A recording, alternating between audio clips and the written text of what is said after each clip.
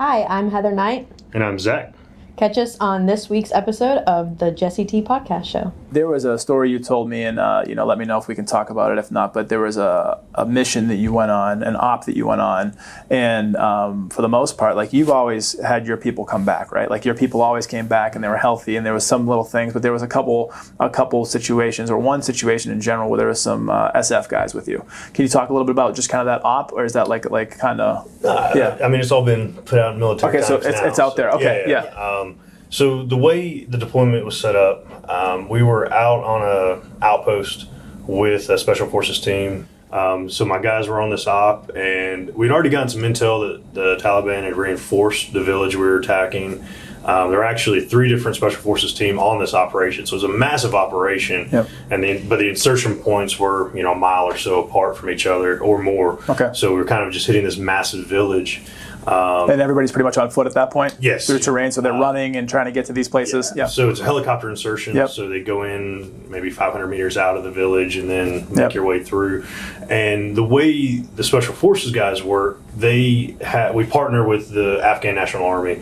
So essentially we trained them up, and 2, 3, 4, 500 of them were in front of us. Yep. And we would essentially push them and have them, trying to get them as sustainable as a military. Sure. So they need the experience of clearing a village, and then we would go back and do a deep clear.